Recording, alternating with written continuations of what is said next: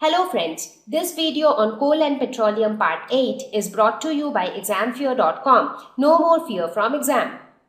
So now we are going to talk about the next fossil fuel, that is petroleum. Now what comes to your mind when you think of petroleum? How do you relate to petroleum? So the name itself looks like as if it is derived from petrol. So from petrol, what comes to your mind? I think the first thing that comes to your mind maybe is your vehicle.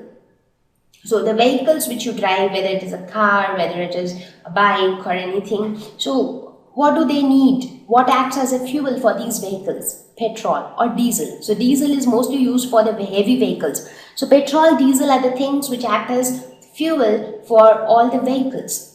So from where do we get these petrol, diesel, kerosene? From where do we get them? So we get them all from petroleum. And petroleum is again just like coal, it is also an exhaustible natural resource. And how does it look like? Now it is no more solid like how coal is, like it has a rock-like appearance, black in color, it is solid. But petroleum on the other hand is a liquid. It is a dark, oily liquid.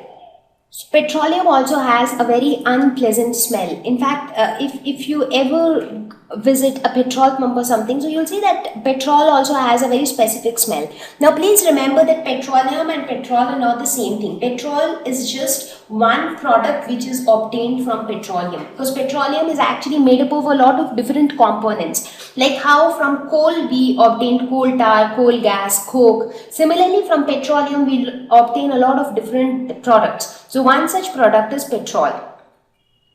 So it is composed of petrol, diesel, paraffin, wax, petroleum gas, etc. And we will see how exactly do we segregate these various components out of petroleum.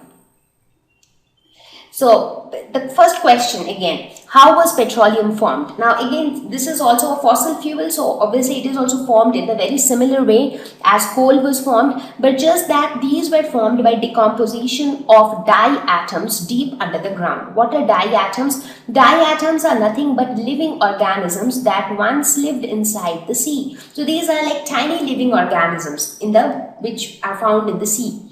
Now when these organisms died, what happened was they went towards the bottom of the sea floor. Like normally when these organisms were alive, they were like swimming and they were present on the water, maybe towards the surface or something. But when they died, they tend to become heavier and they went towards the sea floor. So they went towards the bottom. And when that happens, as you can see here, these are the diatoms and they went towards the bottom of the sea.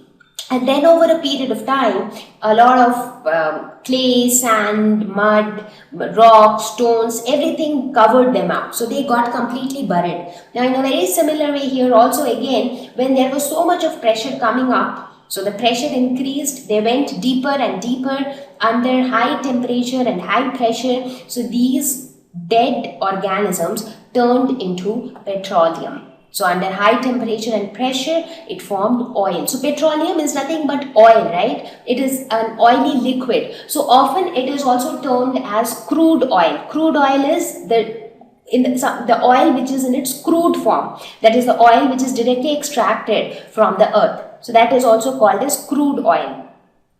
Or you can call it as petroleum as well. Now petroleum in this form, now even if we dig it out from deep inside, but petroleum in this form is not that useful. So in order to make it useful, it is important that we separate the components of the petroleum. So we saw that petrol, diesel, etc. form petroleum. So we need to get all those different components out of petroleum. So we will see how exactly can we separate the various constituents of petroleum.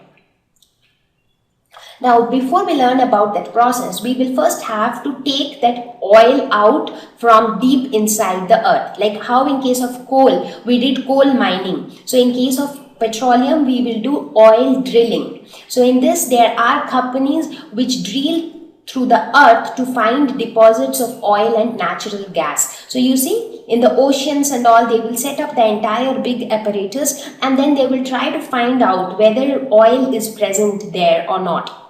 So there are certain locations which are very popular because of their oil deposits. So wherever you have a lot of oil deposits, so the companies will establish their equipments, and that's how they will be fetching the oil out from deep under the ground. Now in case of oil, it is a liquid, right? So it can be fetched directly using equipments. So unlike coal mining, where you create tunnels and you send people inside, so all those things are not much required. So here the equipments can do a lot of jobs. So that's how oil is being drilled. So oil is then pumped from below by oil rings and transported through pipelines or ship. So as you can see here, this is how the entire setup would look like. So once the oil is being pumped from below to above, so first the oil is fetched above. Now once the oil is being fetched here, and then using pipelines it is sent to various other locations. And ships are also used for transportation, because normally you will have these kind of oil deposits under the ocean. So ship also acts as good mode of transport. Thank you.